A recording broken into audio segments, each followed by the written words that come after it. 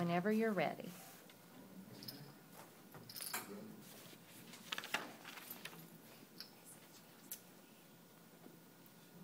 Okay. My Nana is a 64-year-old lady who works 60 to 75 hours a week in order to give her workers the time that they need off to spend with their family.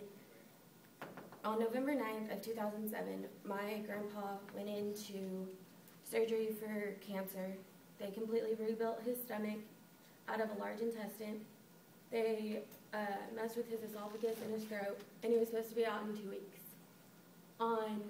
They spent his birthday, we spent Thanksgiving, and her birthday in the hospital.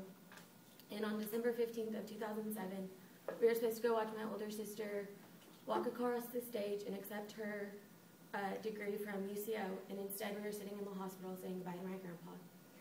That point was like the lowest point of my grandma's life. She had to make the decision to take him off of life support for the entire family. She never once left the hospital. She was with them constantly. He had just retired, and they planned on her retiring within the next year so that they could travel the world. She went into a depression, and instead of taking her own life, she decided to stick around for her grandkids because she didn't want us to go through losing our grandparent again. Following that, my senior year, I got kicked out of my house, and instead of like just dropping me like my mom did, she let me move in with her. She didn't have enough money to support both of us.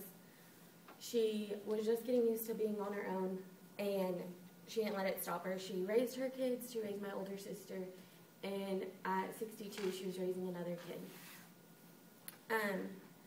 When I moved to college, the first night I was here, my TV broke, so she went out and bought me a brand new one. I got homesick that weekend and went home, and she bought me a brand new car, completely drained her savings for retirement in order for me to continue going to college and do something and make her and my grandpa proud. Whenever she helps me, my sister, my aunt, my mom, she helps friends out with money, she doesn't expect it back. She gives it to you knowing that she's going to help you, and that's all that matters to her. So even though she isn't my mom, she's my parent. She's the person that's taught me everything I know and the person that's always been there for me. So that's the reason my grandma's my